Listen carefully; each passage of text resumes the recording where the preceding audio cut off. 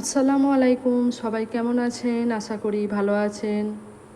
আজ আবারও আপনাদের সামনে নিয়ে হাজির হলাম নতুন একটি রেসিপির ভিডিও নিয়ে। ভিডিওটা আপনারা সম্পূর্ণ দেখতে থাকুন। আজকের ভিডিওটা হচ্ছে পায়েস বানানো। একদম অল্প সময়ের মধ্যে সামান্য থাকা কয়েকটা ঘরোয়া উপকরণে পায়েস রেডি করে আপনাদের সামনে তুলে ধরবো। তো এখানে পায়েসের জন্য আমি চাল নিয়ে নিয়েছি। চালটাকে খুব ভালো করে ধুয়ে নিয়েছি। নিয়ে নিয়েছিলাম পরিমাণ মতো দুধ। তো প্রথমেই গ্যাস ওভেনের মধ্যে একটা পাত্র বসিয়ে এর মধ্যে দিয়ে দিলাম চালটা এবং চালের মধ্যে দিয়ে দিলাম পরিমাণ মতো পানি। তারপরে একটু নাড়াচাড়া করে নিয়ে একটা ঢাকনার সাহায্যে এটাকে মিনিট 5 মতো ঢেকে গ্যাসের ফ্লেমটাকে কিন্তু মিডিয়াম করে রেখে দেব। তবে এর মধ্যে কিন্তু এখন আমি কোনো কিছুই ব্যবহার করিনি। তো মিনিট 5 পরে আপনাদের দেখায় চালটা কিন্তু অনেকটাই ফুলে গেছে এবং নরম হয়ে এসেছে। এরকম অবস্থায় এর মধ্যে আমি দিয়ে দিলাম পরিমাণ মতো দুধ দেওয়ার পরে খুব ভালো করে এটাকে নাড়াচাড়া করে নিচ্ছি। তারপরে এর মধ্যে একে একে সমস্ত সব উপকরণগুলো দিয়ে দেব। তো দিয়ে দিলাম চিনি। তবে চিনিটা আপনারা আপনাদের পরিমাণ অনুযায়ী দেবেন, যে যেরকম মিষ্টি খেতে পছন্দ করেন। এরপরে দিয়ে দিলাম 2টো তেজপাতা ও 2টো এলাচ ও দারচিনি। তারপরে সমস্ত উপকরণটাকে খুব ভালো করে খুন্তি দিয়ে নাড়াচাড়া করে নিচ্ছি। এরকম অবস্থায় গ্যাসের ফ্লেমটাকে কিন্তু একেবারে হাই করে দেব এবং বারে বারে নাড়াচাড়া করে নেব। হাতে কিন্তু সময় নিয়ে এটাকে একটু নাড়াচাড়া করব।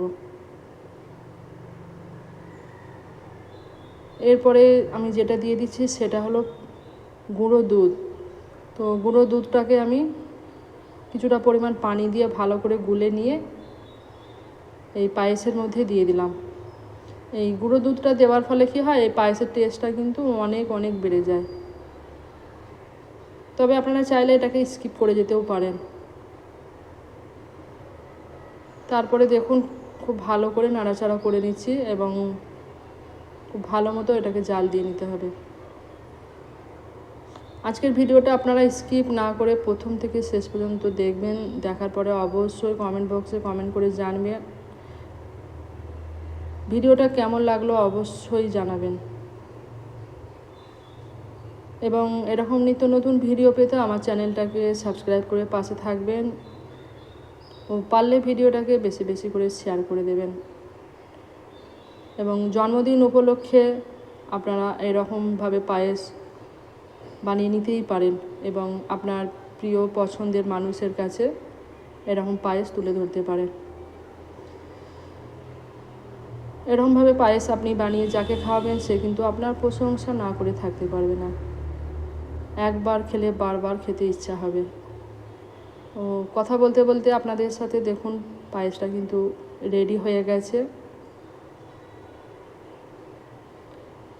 তো সবশেষে এর মধ্যে আমি দিয়ে দেব কিছু ড্রাই ফ্রুটস।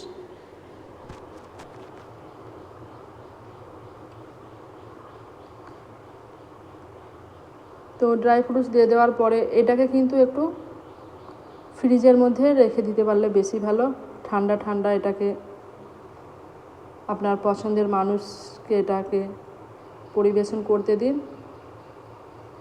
তো দেখা হবে পরের কোনো একটা ভিডিও নিয়ে। সবাই ভালো থাকবেন। আল্লাহ হাফিজ।